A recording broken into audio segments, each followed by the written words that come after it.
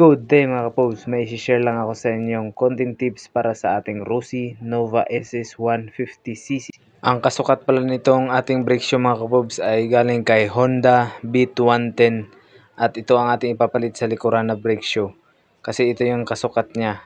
At nabili ko to sa motor shop sa halagang 180 pesos, isang pirasong brake shoe.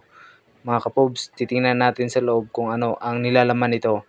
At mabilis ang bukas na tayo. At ito na nga mga kapobs, may tatlong groove siya sa gilid or guhit para kakapit talaga ang ating preno, no?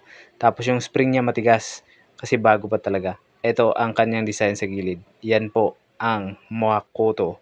At bago ang lahat, tatanggalin muna natin lahat ng mga tornilyo sa ating gulong sa likuran, pati na rin po yung brake handle sa baba. At doon sa may kadina na rin po para lagay na natin ng maayos yung ating bagong brake shoe. Yan po, pag nabaklas na ay itatabi na natin para malinisan din mamaya. At mga kapobs, mag-iingat tayo sa pagtanggal ng brake shoe, baka maipit yung ating mga kamay. Alalayan lang natin hanggat sa matanggal. Yan po, wala na siyang spike at ano na siya, madulas. Kaya ito na ang gagawin natin, lilinisin na muna natin yung pinaka brake shoe holder ng ating mags.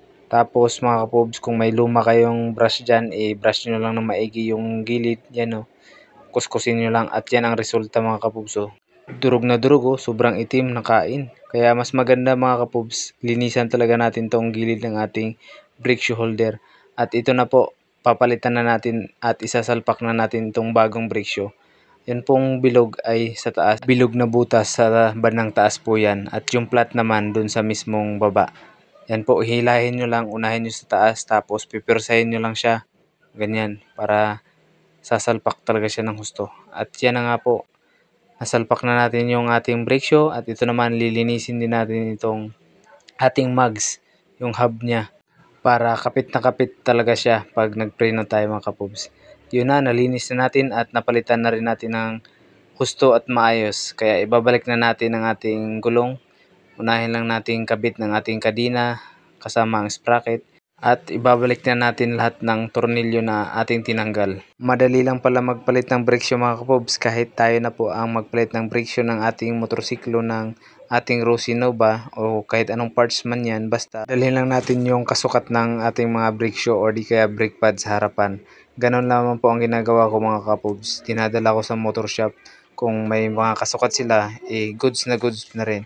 At mga kapobs, ito na nga po ay babalik na natin ang ating mga tornilyo. Katulad dito sa gilid, yung pinaka fork holder niya.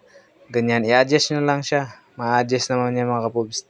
Tapos babalik nyo lang din ang salpak. At iti-testing na natin mga kapobs. Oops, kung makapit ba. Yun, grabe. Oh, in-adjust ko ng mataas. Kaya konting apak mo lang mga kapobs ay kagat na kagat talaga ang ating preno sa likuran. Safety na siya. Og maura to akong ma-share sa inyo mga kapobs. Amping kanunay sa biyahe. Ride safe always at don't forget to subscribe my Pobre Moto channel. Salamat kayo.